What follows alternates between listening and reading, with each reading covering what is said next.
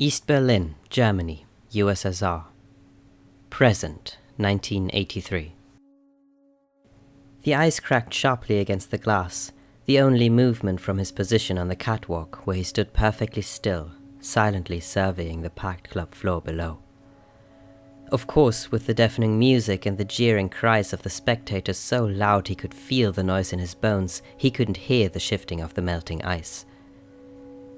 His focus wasn't on the music or the partygoers or his rapidly warming drink, no. His attention was on the grey suit seated to the right of the main fight cage, indulgently chewing on a cigar while some little dark-haired whore hung off his arm, waving away the noxious smoke. It was an excellent spot. From his perch shrouded in shadows above the blinding lights, he could stalk his prey without fear of being seen or heard from below. The grey suit was his target.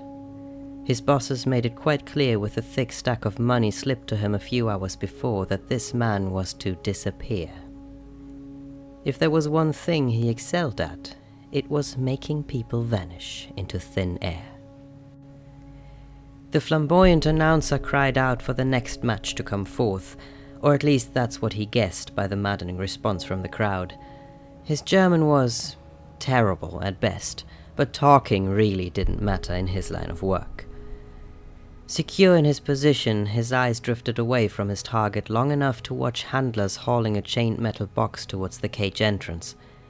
A winged fighter stood victorious inside the cage, his feathery plumes beating forward as he pumped his fists and rallied the crowd, awaiting the next opponent. Cage matches, the shadowed man sneered, fighting the urge to roll his eyes.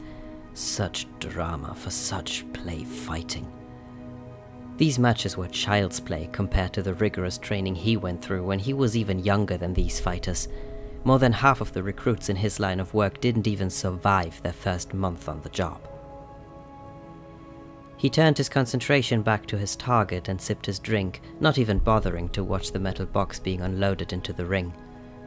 The grey suit cheered on the fight, waving money and his cigar in the air as bets were surely won in his favor, while his whore checked her watch with bored, glassy eyes.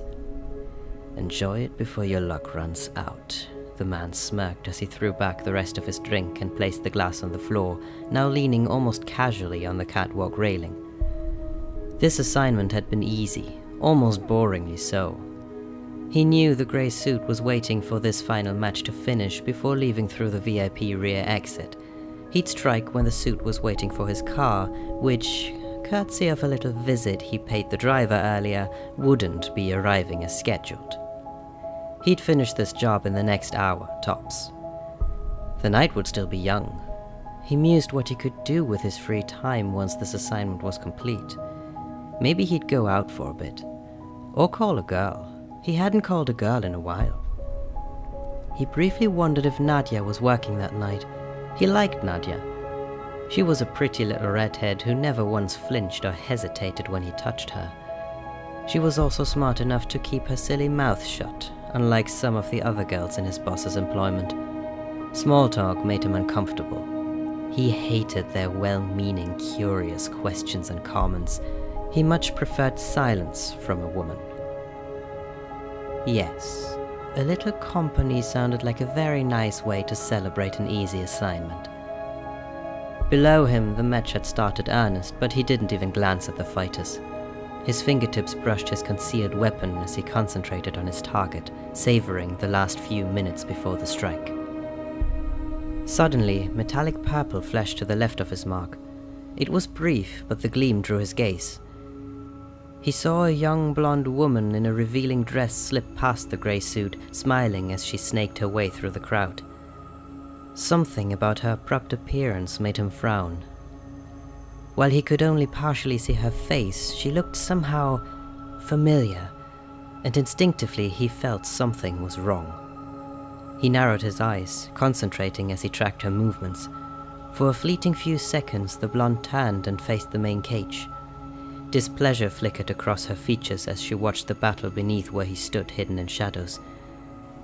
He suddenly inhaled sharply and stood up very straight, his eyes widening and his hands reflexively clenching down on the railing in his shock of recognition. "Foolish!" He slammed his fist against the catwalk railing. Adrenaline and anger flooded his veins as he watched the blonde briskly move towards the club's back operations. "Foolish girl!" He ran his hand through his hair as if to calm himself, his eyes darting around the catwalk as he tried to make sense of the situation and steady his breathing. After a brief pause, he looked back down at her, scowling, his heart still beating hard enough in shock that he could feel it thumping in his chest. What was that stupid girl thinking, wearing such a recognizable face? And here in the East of all places.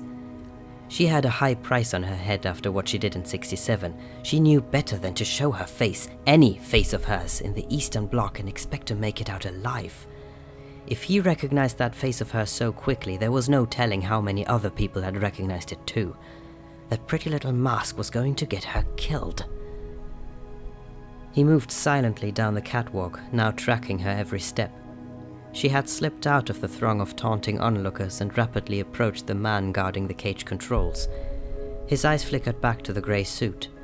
He was dismayed to see his carefully stalked prey was now moving towards the exit with his whore in tow. He glanced back to the blonde. She was now flirting with one of the cage guards. A thought surfaced in his mind.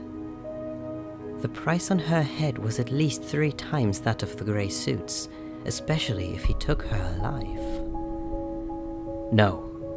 He shook his head, unsettled by his own silent consideration.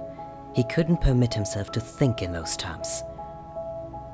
He looked back again to see his target almost at the VIP exit, an easy kill slipping rapidly out of his grasp.